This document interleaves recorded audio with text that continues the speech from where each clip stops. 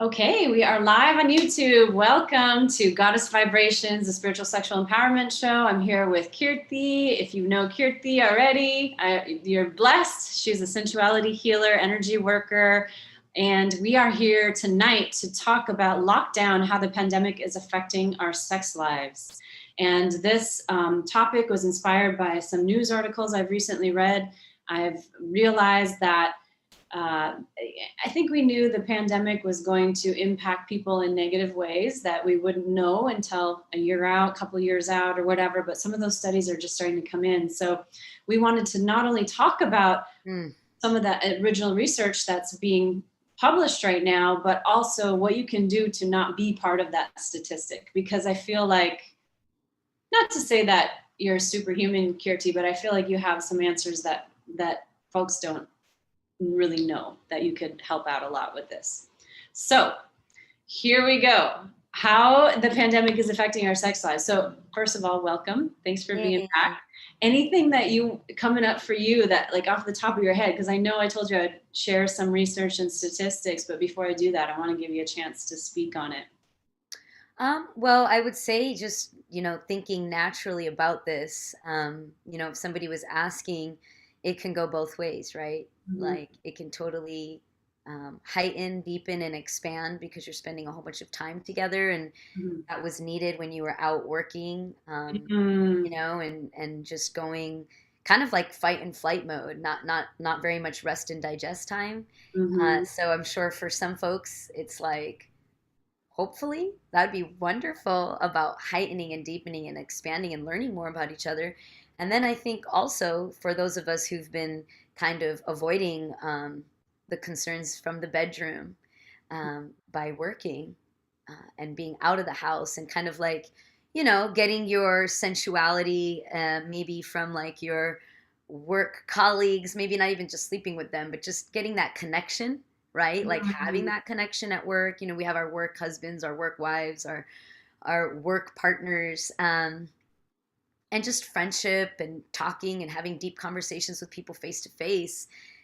Turning that off, using really having that to help supply the love in the home. All of a sudden, you don't go to work or school or anything, and you're now in the nest where it's perfect temperature for to hatch some very interesting new chicks of that are chirping and letting you know that there's some wounds here, some little baby wounds that maybe haven't been discussed, and now that we're in the proximity of each other and we may have avoided for days to months to years, now we have this beautiful moment, crossroads, in your face. break through, to break on through to the other side. So I'm curious to hear the statistics because I feel like, wow, it could really go both ways. Yeah, I hear what you're saying too. And I think the difference is how willing are you to look at what's right in front of you? Like you're saying, it's going to be presented, but are you going to find a new way to distract yourself? And that's going to be harder and harder. There's less ways to distract yourself when you're literally locked down. And now we're not locked down anymore, but there's still there's less places to go. And I'm noticing it because I have a 10-year-old and a 13-year-old, and it's so crucial, as you know, as an educator, so crucial for that age group to be connected with their peers and to start to build their own social support system so that they can continue on in a new stage of life, and which is building their own families and whatever else. So as a marriage and family therapist, I understand that. And I'm like, oh man, I'm trying my best here, folks, but like nothing is open. And I'm still, wanting to supervise the kids and not have them running out like crazy. But then also there's this like teen rebellion going on, not against necessarily their parents, but I mean, that could be in some cases, but society. I feel like a teenager again. I'm like this a lot of times, when I'm out and about, and like it just seems so crazy. Some of the stuff is not logical. Some of the the rules, I guess, or the recommendations. But then I realized after working in several bureaucracies, sometimes people don't know what to do. So they're like, as long as we have a list of 5 steps, it shows that we're doing something. And it Right. doesn't matter if they work or not, but it shows that we made an effort, and it's like, here you go, like do something. And yet that's very different from like an entrepreneurial model, right? Which is like results based. And so you have Right. to get to the heart of things. So I'm just noticing at the beginning of the pandemic, I was single, so I can't really speak on what and not dating. So I couldn't speak on how that was affecting relationships personally from personal experience. But I know with my kids, once those time restrictions to like rush and get to school at different times were removed, it gave us about 10 hours of our week back. And things were chill, were calm. And our relationship got stronger and it was beautiful. And we created this really beautiful bond, and I'm getting to like spend more time with my kids and I'm loving it. But now after a year, it's like, okay, we're kind of sick of cooking the same foods at home, like these same 4 walls, looking at our furniture. Like we have a great, beautiful ocean view, but it's like, it's still the same thing we see every day, all day. Like you want some variety. And then now school has started again, which is great for them because they get to see their peers. But again, it's the pressure of like, be here at this time. And now it's shortened. The day starts later and it ends earlier. And it's like you just finally spend an hour and a half dropping the kids off, and then you're home for 2 hours, and then you got to start all over and go pick them up. And so it's just it's an interesting thing that's adding stress. Now there's a little bit more conflict in the home. So and it's, I guess that's the nature of this pandemic, is that every week, every month, things are changing. It's in flux, and we're like in this holding pattern of like, when is it going to end? And then pretty soon you're just like, well, it's not. It's just here. And so now what? Now that this is the new way of doing things, and I think that it, like you said, it's just very much polarizing because it can bring you closer together, or it can cause divorce. I mean, that was something that's happened a lot, or it could cause like distress or decreased sex drive. So I'm going to look at this article. This is on, let me see where it's at. Of course, now my internet is being slow. Okay, so this is an article on Psychology Today by Sarah Hunter Murray, PhD. And it's called 4 Ways the Pandemic Has Changed Our Sex Lives. So it shows basically that people are having less sex, but not necessarily less novelty. So maybe they're trying to spruce some things up. And it seemed like in the beginning, perhaps there was more sex happening because people were like, well, we don't got to go to work. Let's just busy ourselves by getting busy. Let's see. Okay, but some of the things that she's saying is some of us are having less partnered sexual activity. So researchers in China conducted an online study between May 1st, and May 5th, only 5 days. What a study. Yeah, what a study. It must have surveyed a lot of people. Well, maybe that's what it is just a survey, because that's a very short amount. Was it a voluntary survey? Or? I don't know. It says there's a large amount of participants. So there's 967 individuals between 15 and 35 years of age. Okay, so then that's a very small demographic too, who reported having penetrative sex at least once over the previous 6 months. The researchers were specifically interested in exploring participants' level of sexual desire, sexual frequency of masturbation, and pornography viewing habits. Okay, 22% of their sample reported a decrease in sexual desire. So that's with young, kind of like frolicky folks. Frolicky folk. Yeah. Decrease in their sexual desire. And 41% experienced a decrease in sexual intercourse frequency. So that they're talking, I guess, about penetrative sex. Wow. Interesting. 41, that's a pretty big. I mean, and this is what population was this? What culture? China. So like there are some things to discuss there, right? Because right? Mm-hmm. I would say, like, I know India is changing. I wasn't born in India. I wasn't raised in India. However, I'm definitely familiar with the culture. Most of my family is still there, and my parents definitely raised us with that mindset. And one thing I know is like a lot of times there's no privacy in the home because it is Mm-hmm. so overpopulated and a Oh, lot, yeah. and people are usually having their, their romance probably outside of the home because it's not so accepted culturally either. So I'm Mm-hmm. sure that if you have people going back to their homes where they also don't have these unique nooks, public nooks to meet up and cuddle, I Yeah. could see a decrease. That makes sense. Okay. Coming in with some logic. All right. So it said, okay, so there is, maybe they have some privacy because it says some participants reporting less partnered sexual activity, 30% reported an increase in the frequency of masturbation. So they're finding at least some Well, you little can privacy. masturbate in a bathroom, you can masturbate in the shower, Exactly. Yeah. you can masturbate under the Unless you have covers. a lot of siblings, because they will be pounding the door down and cursing at you. I guess You you gotta can masturbate in your car. You can masturbate yeah, like true, true. anywhere. Hopefully And not on the subway or public transportation. like shit, Unless it's yeah.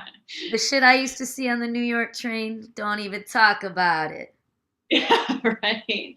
Okay. And 23% reported an increase in the use of pornography. Okay, this is the part that's concerning to me that I think I'd love to talk more with you about. Sexual functioning appears to be decreasing for some women. Again, this is oh no, this isn't just China. I think this is a different study. Okay.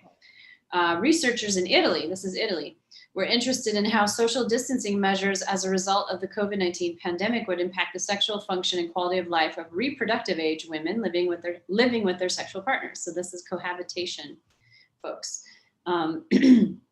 Participants consisted of 89 women between the ages of 28 and 50. The average age was 39, who answered questions about their sexual functioning before the introduction of the restrictive measures, and then were invited to answer the same questionnaires 4 weeks after the restrictive measures came into place. The results suggested that the average reported sexual intercourse frequency decreased from 6.3 times per month before lockdown to 2.3 times per month after lockdown. And the authors concluded that women's sexual functioning, an overall measure of sexual desire, arousal, lubrication, orgasm, and satisfaction, decreased significantly over the same time period as a direct result of self-isolation measures. What do you think about that? Based on like what your personal experience, what you're hearing from your clients, friends. I mean, this is I mean, again, I think surveys to me are really always interesting. I trust them, and at the same time, I don't. I always do want to make sure that like it's not angled in a certain way culturally, you know, uh, the publication and such. Because I even 965 people from in it for the Chinese population seems like such a small and like what representatives of what areas and Italy too. Again, it's like who's the culture of the people taking the survey. But I do think, let's say this, I think that it largely depends on the influence of sex in the culture. Mm-hmm. Like, is it acceptable and is it not, and how? Mm-hmm. And how much are people doing the work in partnership, unwinding that to be, completely free so that they can Mm-hmm. engage either in sex or not, but based on their authentic truth.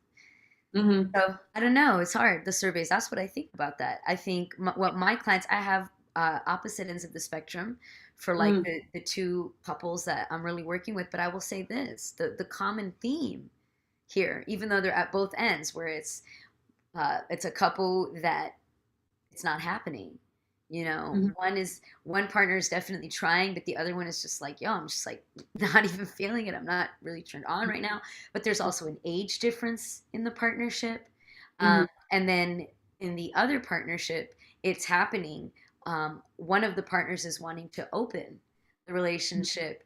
And in terms of discussing and relating that in a new relationship that's under a year, but represented their truth from the get-go, so the other partner agreed, and now they're in the midst of the getting close piece, right? And facilitating that communication while having an amazing sex life. Mm-hmm. Mm-hmm. um so the common theme that runs in both of those is um, honesty and communication. Mm-hmm. Honesty and communication. So I think that in with the one couple situation where it's not happening, there is not clear honesty around the why and the feelings. Like we were talking last time about venting and dumping. Like Mm-hmm. there's so much other processing that needs to happen before they can even get to the place of like feeling comfortable to vent and like ask for space to vent and like being Mm-hmm. ask for permission to like, can I go off right now? I got something to share, and trust that people want to listen to them share and can listen to them being vulnerable, right? So both of that's the common theme, is that one couple's willing to do that, another couple is not. Mm-hmm. And so in these surveys, I want to know this other information. Mm-hmm. It's so hard for me to say, like, for me, what do I think about that? I just have really learned that surveys are meaningful and helpful in definitely supporting opinions, Mm-hmm. having facts. But again, it's like fact and perspective. For me, and I'm saying this also from a PhD level researcher, being in a PhD program the last 7 years, and reading tons of research, and then now creating my own. It feels like it's so obvious to me that any research study is just a small little sliver of a phenomena, right? It's just like, even it doesn't matter if it's a quantitative or qualitative, but it's just like there's so many factors, and if we try to like nail it down and come up with an ultimate truth from that thing, it's just not possible. And so the idea is to have lots of research, because with Right, lots of research then we can look at all the various things and kind of come up with a hypothesis, if right. not a conclusion. And yeah, that's why it is hard. So it's interesting, because this says something but it really says nothing, right? Right. So it just says what it says. That's all it says. Yeah, and it's a beautiful opportunity for us to share our perspective on Mm-hmm. what it is. I'm really starting to wonder if there truly are any facts in life. Right? Especially during these Uranus and Taurus times. Everything's like, You know, I right. mean, even one and one doesn't equal two necessarily. Depends on your Okay. perspective. Well, and a good example is, like I was saying to you, I thought I was ready to go live with the show an hour ago, because I was certain. I'm in Arizona. That's why I have a different background. It was a beautiful kind of sunset. Now it's just midnight sky. But I thought that there was a time change, because I used to live in Arizona and I couldn't remember when the time difference happens, but they don't observe daylight savings. And so California time, Arizona time is different. So I'm like, okay, where's Kirti? Like, we're about to start. And I know she's super responsible. And I'm like, she's not here. And what's going on? So I'm looking at all the time differences. But when we crossed the state line yesterday, our phones and our clock on our car were different. It changed an hour. And so I'm like, I'm still sitting here like, what the hell happened? Like, what is real? And I'm asking my partner, and he's like, I don't know. And we're both sitting here Wow. in Arizona trying to figure out what time it is. And then I'm thinking, does it really matter? It only matters for when it matters. What I got to meet with you. And that's sort of like these research studies. It's like, it only matters if it matters, but it doesn't really Right. matter. Doesn't mean anything. Totally. So what is fact? What is real? And I think, this is interesting, as far as I as think the far as the, questions, I think the questions are very intriguing. I think they are Mhm, really great inquiries. mhm, And I think all of the inquiries are leading us to to a really, really large question here, which is, what is the state of intimacy on the planet? mhm. That's really what everybody's trying to figure out, is like, how's everybody's intimacy doing? Yeah, However, with we this, have to with measure the that. yeah, it's like, and with the influence of patriarchy, we judge Mhm. intimacy as genitals. Yeah. And but the truth is, like, if you have intimacy in your life, you're immediately having more penetrative sex, or you're Right. immediately, and if you're not having penetrative sex because that's not your truth, you are having Mhm. heart penetration, right? Mhm. Mhm. So it's kind of like, this is also showing, like, as a planet, at different places on the planet, where are actually like our level. How do we judge orgasmic living? And How do that's we judge bliss? that's a great point. I mean, you could look at the study and be like, wow, it used to be 6.2 times a month, and now it's 2.3 times a month, or whatever the numbers. I already forgot them. But they're measuring penetrative sex. So what if all of a sudden women are like having these rocking, orgasms with like oral sex, or because their partner is home and like nurturing their needs and taking care of, their emotions and holding space for them. And now they're just like ready to go, but it's not involving penetration as many times, Yes. because she's like, let me do it my way. Like, let's try it my way. So yeah, I mean, I'm not saying that that's what's happening, but we got to look. I think it. I think it is. I think you're actually hitting it right nail right on the head. I think it's No pun exactly. intended. You know, Nailed it. you nailed it. Yeah, totally. Um, Yeah, I think that that is exactly what's happening. I think the question should be how many orgasms are women experiencing? yeah, And also, this is kind of like, again, why aren't we talking about that women and men, the level of pleasure and yeah, in intimacy, instead of just the amount of penetrative sex, that we don't know the quality of it. It's not about the quantity, right? yeah. Somebody can make love, have a lover visit them once a month, and then they're like let's talk about me. Like, in a situation where, I was in a relationship with someone who's in the military who would be deployed from, 6 to 8 months out of the year. So we Mhm. actually spent less time together, but the time that we spent together, we definitely had amazing Yeah. intercourse. And it actually, when he was gone, I was teaching dance classes. I was a teacher in a classroom. I was, helping manage my parents' restaurant. I was a chef. So I had all these unique ways of expressing my intimacy and my sensuality that I You're juiced up. actually, yeah, I didn't need to have intercourse with anybody else. And it was a really beautiful practice for me because I love intercourse. So it was also like, oh, like I can learn how to really make love to myself, being abstinent, for 6 to 8 months out of the year. Yeah. I've found myself saying that too. I love intercourse, but then I think back to times when I've only had intercourse and nothing else. I'm like, I didn't love that. You know what I mean? Right. So, so what you're saying is so important. It's the quality. It's the qualitative measure of the experience and what's happening. And it's interesting that you bring that up too, because this is another study. Increased relationship conflict can lead to less sexual activity. I was even thinking, as I was listening to you talk, arguments are intimacy. You're right here with each other, like your energy is rawr. And so some people, they don't know how to transform that into constructive intimacy, right? So they just end up in this high conflict, and then it's like, then they don't know how to move from there. Because honestly, if there's no passion in the relationship, you're not even going to argue with the person. You're just Yeah. going to be like, okay, cool, awesome, all right, whatever, yeah, Oh, take care of yeah. that. It's about being able to transmute and transform, I think, that passion, not getting it, not, making sure that it's not going this way and not burning you, but like how to funnel it and create something better. So let's Well, see what this one. you just described an awesome sexual experience, didn't you? Through Right. argument. It's like if you just have an argument and it's just like wham bam, thank you, ma'am. Hit it and Yeah, quit yeah. it, fast food attitude.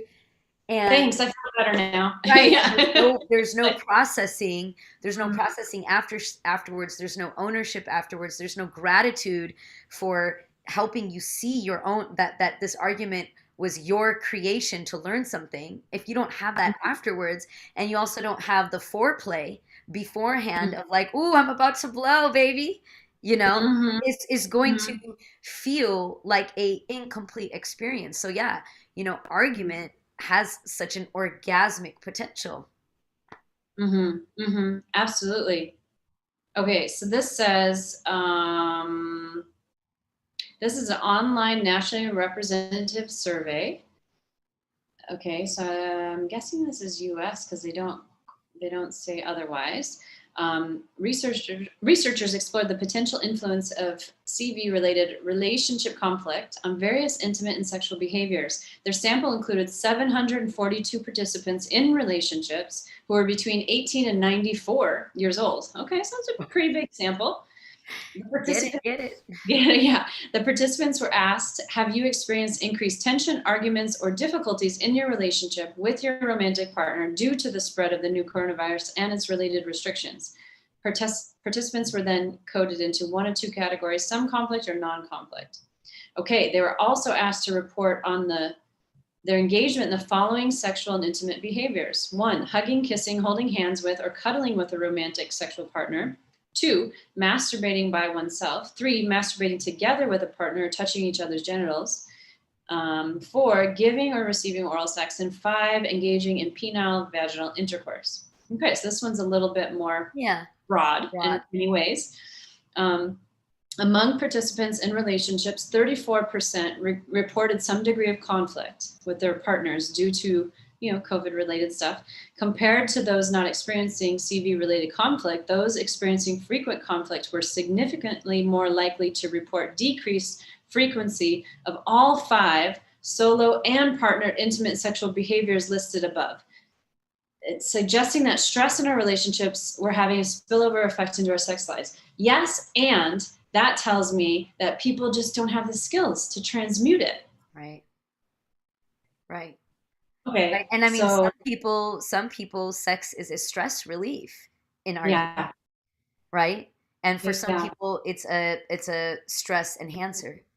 Yeah, can't get there if they're stressed, which I think usually tends to be more female. The feminine partner tends to be more like, I'm too stressed, I can't.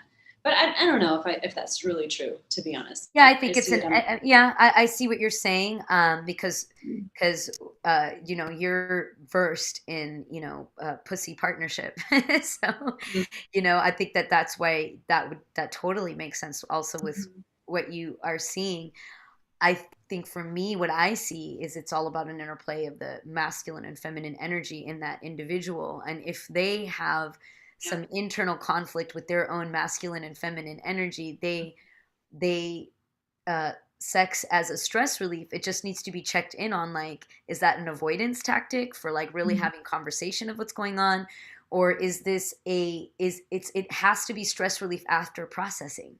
Then it is stress relief because you're transmuting, you've given light to the shadow, you've nurtured the wound. However, if you just go straight to the sex, you're actually adding the energy inside of you you haven't been able to like take a shit, like vent, like get that stuff out. So when you have sex inside of that momentum, you're adding more energy to that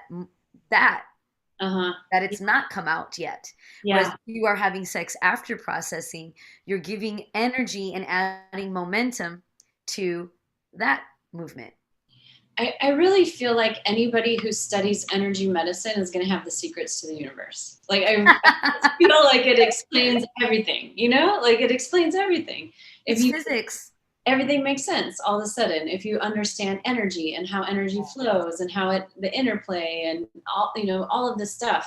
But I'm thinking now about the nervous system, because I know you and I both know a lot about the parasympathetic, sympathetic nervous system and all the stuff that happens and how it relates to sexual activity. So I don't have the answer to this, but let's figure this out. If more stress is creating decreased sexual activity, I know things like I've read studies about like watching a scary movie. Like if you're on a date with somebody that you're really interested in and you're wanting to like get in the sack with them, I guess you would take a scary movie, because when the heart is pounding and they get a little excited, research shows they're more likely to want to have sex, right? But maybe because they're just a little bit excited and they're not pushed over into the edge of fight or flight. But here, so many people, I think there's so much stress, like the news is like pummeling and all these restrictions, people losing their jobs, things changing, like not knowing what the future holds, all of this stuff, changes in family dynamics. I think it's keeping from a little, because novelty is also good for the sex life. Novelty, and it doesn't necessarily have to be another person's genitals or another person added to the relationship. It could be like a shared experience. Right. Or even like taking a trip. Here we are in Phoenix, But even just doing something a little bit different can excite that sexual desire and drive. So I wonder if it has to do with people kind of like going too far in their stress response into that fight or flight and frozen space where people numb out. And now they don't have the desire because they can't feel anything, right? Because it's a protective strategy. Mm. You're numbing because you're like, I can't handle it anymore. I can't handle another news story. Oh, there it is. Oh, I'm not even going to react anymore. And people don't realize that that's connected to your genitals as well. Mm. You know? Yeah. I'm wondering if that's part of it, but what do you think? I definitely think, and I think that a fundamental element for us is connection, like Mhm. human connection, whether we're in partnership or we're single at home, Mhm. and connection. So even for the single folks, it's like they would at least go out and connect in a bar or a restaurant or coffee or, Mhm. just like a workshop setting. Like I know for me, I'm in partnership, but like losing that not losing, but just no more Friday night lives at Ginseng where I was hosting musical, spiritual Mhm. sessions and like meeting up to 20 new faces a week, Yeah. and having these awesome 3 hour like experiences together. It affected my intimacy and level of connection. And I found myself expecting more of that from my partner, right? Because it was like, oh, that was now not a part. And so I had to find another way to engage myself in those types of activities.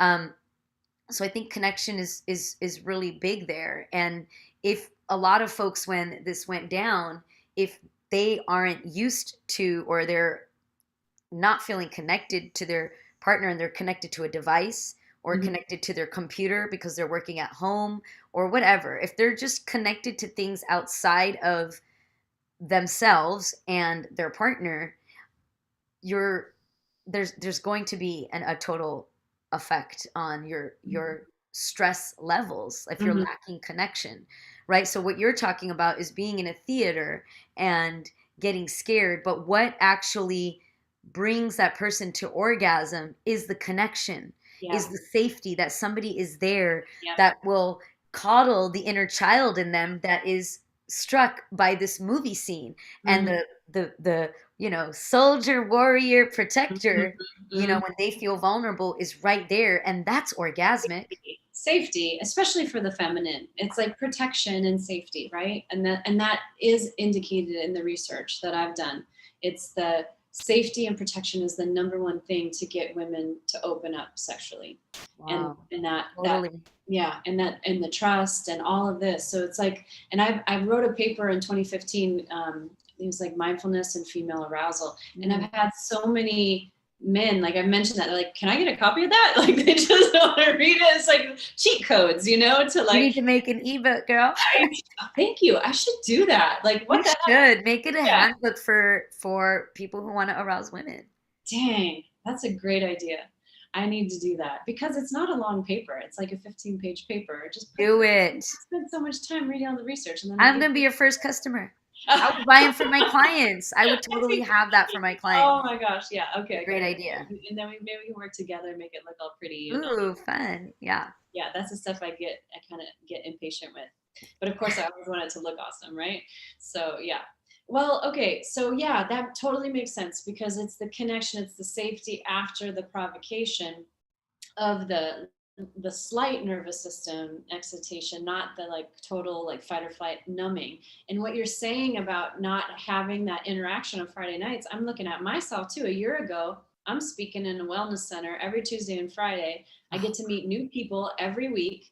I'm thrilled, stoked. Like I was doing the same presentation for 5 years straight, every single week, and I never got bored. And I'm somebody who gets bored easily with things. Never got bored because I got to meet new people. And that's what Right. it was. I'm an intimacy junkie. It was the connection. I'm like, hey, I got to shake hands. I was like, made eye contact to tell me your story, why you're here, integrate their story into, the information that I love to teach and I'm presenting. And that does so much. It does so much for me. and yet it's selfless too. It's like, I'm just thrilled to have a platform to share all this information that I've learned that's helped me in my life. I went from that to then, now we have the show and other little things on Instagram, and you have Instagram Live, you have this engagement, but then I decided to pull that away from Instagram and go YouTube. So now it's just us, Kirti. Like, people will come and see it later on or whatever, Oh yeah. but not having that live interaction makes a huge difference. And of course, you and I are both very passionate people, so we can sustain this whole hour or two, or we've done that many times. But also, it's not the same when people are engaging, and it's that connection that's so important.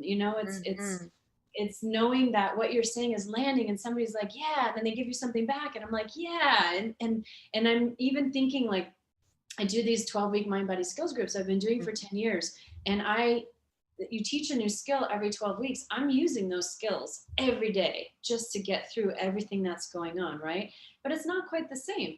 And it's not quite the same because it's the group process, right? It's the connection. And when you're going through a hard time and somebody else tells you they're going through a hard time, and you're like, fuck, like, I would hate to be going through what they're going through. Like, I don't feel so bad about what I'm going through now.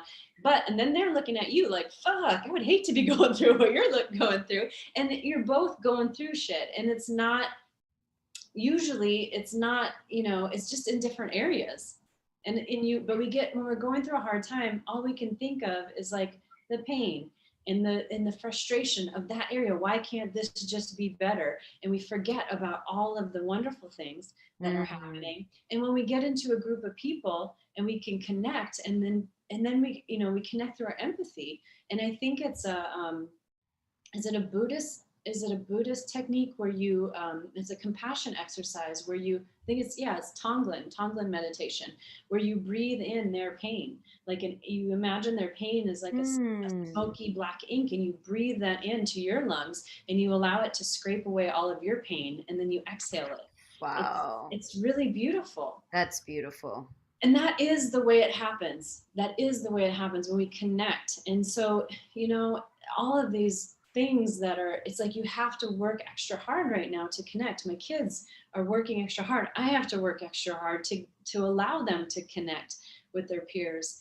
And we have this laboratory for this study, and those of us who are partnered now and cohabitating, living together, we have this laboratory to connect. And yet, even when we do that, too much connection can kill desire as well. Because, like you're saying, you were meeting new people. I was talking to new people. I had no desire to have sex with any of those folks, but I did have a desire to have a deep, meaningful conversation with them. Right. And to hear their story and to share my story.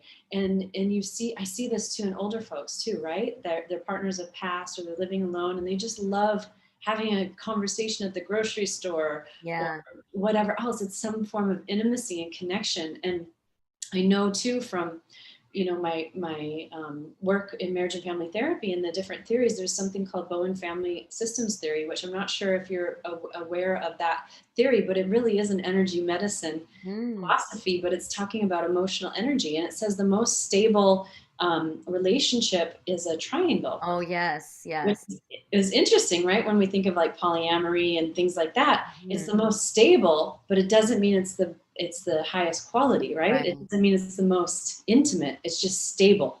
There's not going to be as much conflict, because if this dyad has a conflict, it's like intense energy back and forth. It's just bounce, bounce, bounce, bounce, bounce, bounce, bounce. But if you add a third party, which could be another lover, it could be alcohol, it could be a job, it could be a therapist. So it could be good or bad, but it's still a third party. All that energy funnels now this way, and it gives it a release valve. And it's more stable, which means that if there's a primary conflict, it won't change, because now the release valve is there. So you can create homeostasis, which means there's pain. And I think a lot of people are doing that now in lockdown, right? They pull away from their partners and they create this triangle, which could be this other thing. And it's a release valve. Or if you want to, we talk a lot about transcending and moving up, it's like creating that third party, which obviously is you with your clients. It's me with my clients. We are that third party, right? Helping to alleviate some of that intense energy, but transmute it and help people transcend so they can elevate their relationship rather than just staying in homeostasis. And so I think what happens is when you put people into lockdown and they don't ever leave the house and they don't have outlets and they don't even have the physical space like you're talking about in India or China, that energy is just bouncing back and forth over, throughout the walls. And you might think, oh man, my relationship's really toxic, or it's like really negative because I'm having all these feelings or whatever, but it just doesn't have anywhere to go. Like those channels, it's natural to interact with other humans. And when it doesn't have anywhere to go, it's just stuck. Right. Kind of like traditional Chinese medicine. You got all this stagnant energy stuck in an organ, and now the organ is getting disease when all it really needs is just to unlock and flow. Yeah, and I mean, to unlock and flow, the other organs come in to support. And Yes. so that's another piece too. It's like that safety again. In Yep. order for that organ to heal, it has to feel safe to cocoon and to like be weak so the other organs can like take place. So you constantly want to build that inner communication. It's like little villages or different groups of people, perhaps. When I was talking and teaching with Shofar right after this, horrible incident with George Floyd, Shofar really made a beautiful analogy saying that, people, who are saying all lives matter, he's like, it's true, all organs do matter, you know, and when one organ is weak, Mm-hmm. all the other organs go in to support Yeah. that weak part of the body until it can function again as a whole unit. And in nature, you see the same thing. One redwood gets cut down, a circle of redwoods grows around it. And so, Mm-hmm. again, always taking us back to that natural law and natural code. The truth is, like, ultimately, everything that is, what we see is maybe not allowing love, and everything we see that expands love, it's all Yeah. following that code, Yep. with a different angle and a different perspective. For example, like the number three, right? I mean, Mm-hmm. spiritually and in Tantra, the number three is actually is the number for Kali, and it is about transmutation, exactly that, right? And it's about alchemizing and fire. And why is that the number three? Is because you have that one and one, the dual opposites. Mm-hmm. But that three is the maybe. It's the possibility. Mm-hmm. It's like your freestyle. You have choreography, and you have like two different styles of choreography, and then it's like, what's your style? And who are you? How do you integrate the things that maybe you've learned to become your truth? And so the number three is really valued. And the truth is, like, you could, once you understand that number three for yourself, Mm-hmm. then you're going to beam in the correct stability partners that might actually be the most beneficial as well. Like, there is the possibility that you two could create stable and most optimal. Absolutely. I think that's the ideal. Yeah. So I like the idea of three, and I love all multiples of three. And I think that the more multiples of three that we can get along with, we'll get multiple perspectives. Yeah. And the more we can be different together and Mm-hmm. learn to connect, throughout our differences and our different perspectives and our different family stories and our different Mm-hmm. cultural belongings and our, all of the norms and our outside of the norms, the more we can connect around that and understand one another and understand each other's struggle, then connection, true, real connection based on transmuting and alchemy is made, which then allows for safety for something to become from what it was into an upgraded version. That's what alchemy is, right? Yeah. You have one object and you add heat. Mm-hmm. You add heat, and the elements come together to shift it's got the same properties, and also depending on the type of reaction, it can change complete form, but it came from one thing and became another, from Yeah. one source. um, so I really like that aspect, and I was going to say that guaranteed families that were feeling safe and were on the same path of understanding amidst the pandemic versus, and like even politically going through this pandemic. We had that whole Republican Democrat voting thing that happened. That was like a thing, right? There's so many like things that happened. I mean, that you had to kind of choose a side.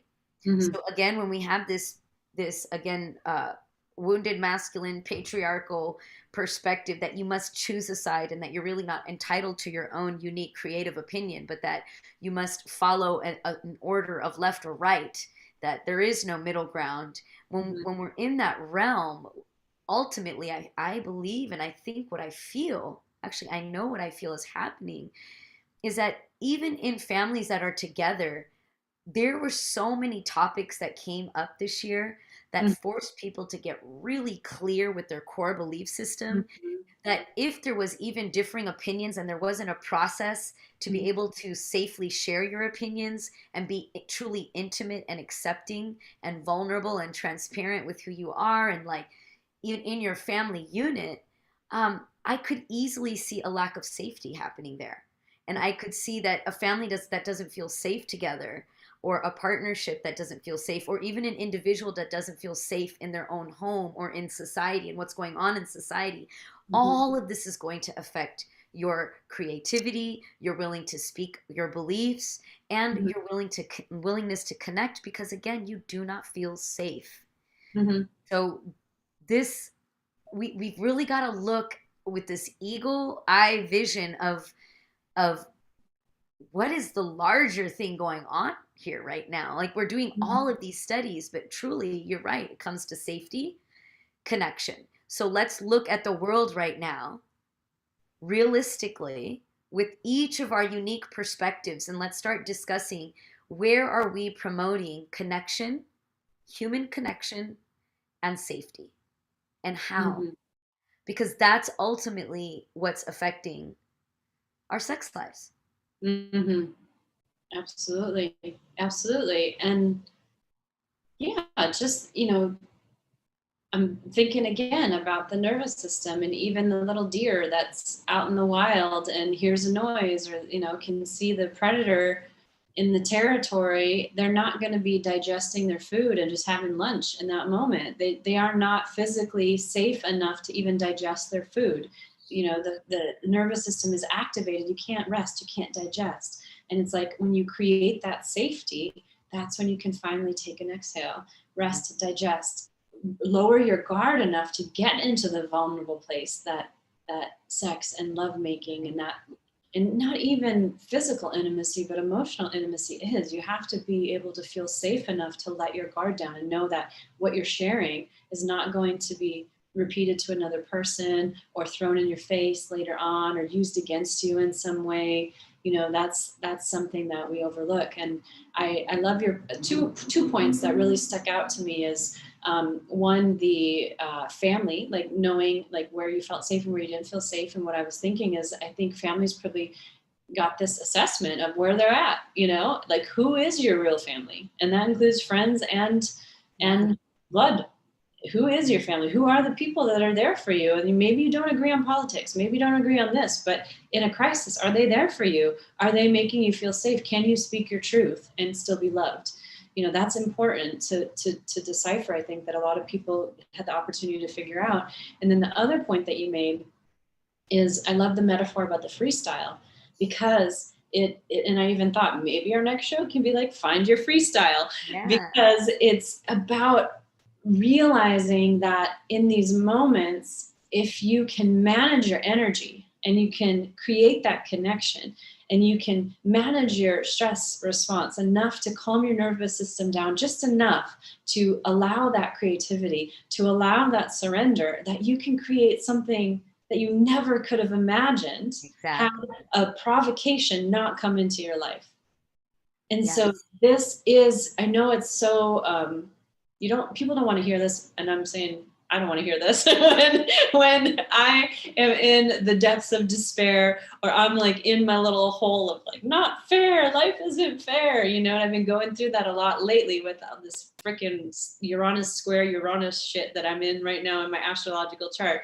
But it's like these pressure points, these these things that keep getting thrown at you, they're just opportunities if you know how to use them. Right. And I feel like for me personally, I'm using all my tools and I'm still coming up short. So that's what's frustrating to me. But it's like, you're not supposed to know everything at 43. You're just not. Totally. That's why you have a whole lifespan. And I'm like, oh, like I feel like I just want to be done learning for a little bit, But no, the universe Yeah. said no, here's some Yeah, more. you know what? To shout out Shofar again, we were talking to our clients today, and he said they were talking about that very thing that you were saying. She is definitely she's very similar to you. She does this kind of work, da da da da, da, and she was just like, and then under the sheets, it all goes out the door. Like, I don't know what happens to all these tools. Like when I'm amidst my lover, and it's like my shit. Like, what the fuck? Like, what is that? And Shofar said something that I thought was such good good advice or guidance. He said, "Well, you know what? We have a lot of cells, so be easy on yourself. That like our cells have memory, and there's a lot of unwinding that you are doing, and also to add to that, y'all are doing work where you're processing for other people. So sometimes what I'm learning right now is it's even more important for people like us to really build on our own intimacy and make sure we are filling our well and our well-being up, that we're serving from the overflow, because that's what actually keeps us sexy. Yes. Sexy to continue to model for others that it's all possible. And like you said, the tools and stuff, what really that's, to me, that's very godly, to be aware that, of your emotions, and begin to understand that, like, oh, I'm in a triggered space, I'm trying my tools, they're not working, and understand that self-management piece. That is actually godlike, because once we understand that we are embodiments of energy and emotion that is merely expressing itself, and we actually have power over that expression, what else is a god? Force energy. Right. You're like masters of the universe. Yeah. Shaping And the universe is literally us. I mean, Yeah. there's a reason why we have a system called the microcosmic orbit. The Right. universe is within us. Even the understanding of the universe comes from our own consciousness. And collectively, we decide on that and agree. And then we have to wonder, who made the first agreement, and why are we all following that one? That's when we start to get real deep into, like, allow the universe to be exposed within you, and trust that. Right. And that means you're going to have to question certain things around you, certain systems around you, certain ways of being around you. And you're going to have, as you question, and guess what? When that stuff comes through in a relationship, it's super intimate. As you question those things, the ability to process is the ultimate safety connector. So, that has to just be on the forefront of, I think, of all the work. Yeah. A must have. And yet I feel like so many couples and families there's so much baggage, right? There's so many hurts that they can't even process, because it's just like they can't even, the energy's bouncing and they can't even communicate. And I feel like now more than ever, I mean, I open up my email every day, and there's several emails of like headhunters, recruiters trying to recruit me for mental health positions, like therapy positions. And I'm like, I'm so torn, because I don't want to go back in the trenches to an entry-level job. I've been doing this for 20 years. And I'm like, but I know there's so much, like, they need people. Yeah. I have the credentials. I have kept my license active, all of this stuff. But I'm like, oh, like, I don't know if and then working for, being restricted again, rather than being just on my own.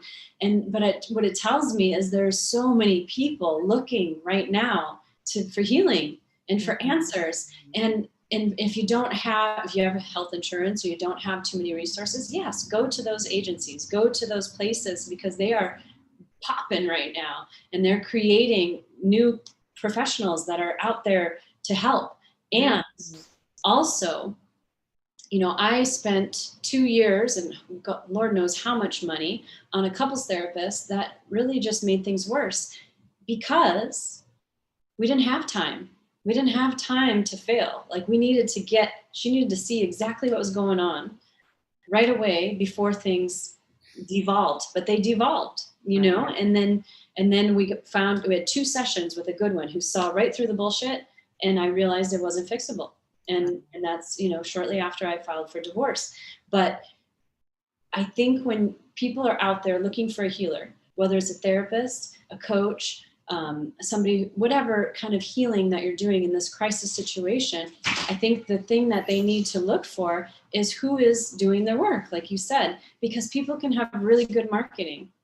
And if they aren't doing the work, you're not gonna, it doesn't matter what the price tag is. It's Right. 0 is 0. I was just telling my partner, Rich, today, like, I would rather spend, if I'm gonna spend $100+ on a hotel room, I want something that I'm gonna really enjoy coming home to. Because if I'm not, then I'd rather spend 0 and just not even go, kind of thing. And so it's like, what is the value of that support and that help? And if you're at least working with somebody who you can tell is doing the work along with you, because you can't do this work unless you're doing it yourself. You can't take people where you haven't been. You have to be able to, and it's ongoing because we're human and we're universes. And the universe is always changing, and there's new little star systems born every day, and all of this stuff happening. And so it's a continual process, and it's never done. You get to a certain point, but it's never really done. And I always like to say, like, I've done my work. That just means that I've spent multiple decades. Yeah. For me, like everything you're saying as a dancer, like listening to you, of course, I always relate everything to like being an artist. And it just reminds me, like when I danced for a company in New York, I was just like, yo, the more choreography you do, the worse, the worse damage to the body. And it's like the more templates and systemic approaches that we have to healing that are like therapeutic, trying to create lifetime clients instead of coaching to evolve and heal others. Yes. And that's like for me, for dance, that's why I went into improv. And that's why I like was just like, yo, I'm a soloist. And like I gotta just like feel, and I gotta channel and more stepping into my authentic voice with my body. But that came from like really just doing the same show every single night, same rehearsal, same practice. And I was like, of course I'm gonna have knee pain. Like this knee is getting dragged every night in the same direction, and it's like there's no space for freestyle. There's no space to move how you want to move. That's why I love your class so much. It's just, it's one of the few places that I've been that I can just do whatever, because my hips might be screaming at me and they want to wiggle or whatever else. And I just love that permission that I can move my body and it's not going to offend somebody else or, whatever else. So it's a really beautiful space that you can create and that you create. And it's very much needed. And I think one thing that both of us have in common with our work, even though it's slightly different or we're kind of like working in different areas. I feel like you're working more with the sensual energy, the sexual energy. I obviously love to talk about that, but I'm really focusing on the emotional conversations in the family dynamics and the stress, stress and stress relief and all of this, but it's so tied in. But what you and I both have in common is we're always coaching people back to themselves, back to their own intuition, back to their giving themselves permission to be themselves. And you can't go wrong. Like you'll never be wrong, because you're saying I don't have the answers. You don't have the answers, but we have a set of tools that guide you back to yourself. And then, then people grow, they grow from there. And I think that's really beautiful. I'm looking at the time. I'm realizing 8:08. I think it's 8:08. Who knows what time it actually 8:08, boost.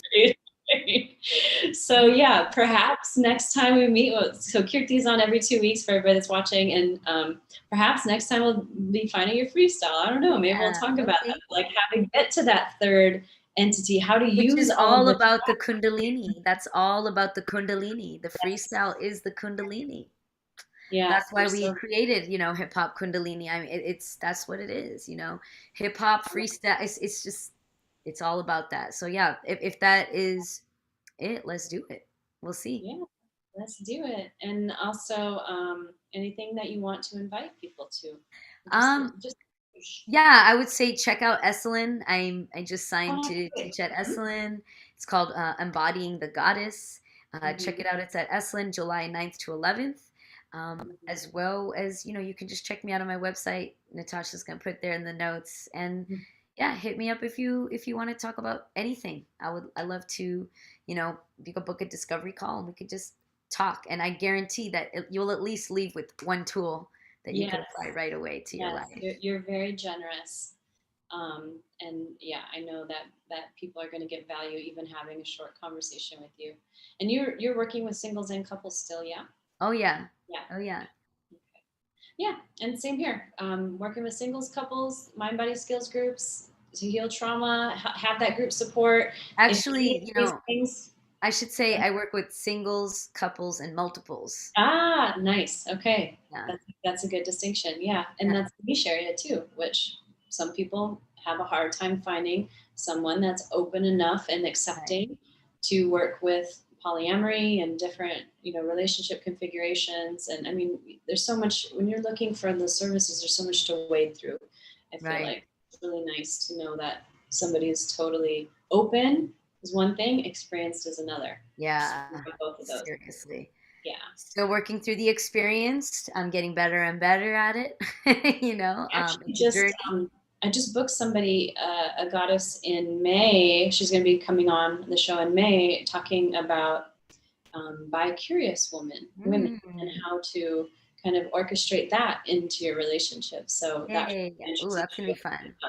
Yeah, but yeah. Anyway, you'll see both of our websites in here. Kirti's on every 2 weeks, so keep coming back. If there's a topic that you want to know more about, please put it in the comments and let us know, and we can tailor that to you. We never run out of things to talk about, though. Regardless, it's just, I don't know. Maybe we like talking about sex or something. I don't know. I don't know, maybe. We barely talked about sex at all today, Yeah. honestly. Even though this show is Well, about. we did talk about sensual emotional exchange. Yes, we did. Yes, we did. That is the common thread. Well, have a beautiful night, you and Shofar, and we'll do the same. We'll hold it down over here in the Yeah. desert, and Keep it hot. Keep it hot. we're keeping it hot. We're keeping it hot for sure. Good night. Thank you Good so night. much. Love you. Take care. Love you too. Bye bye.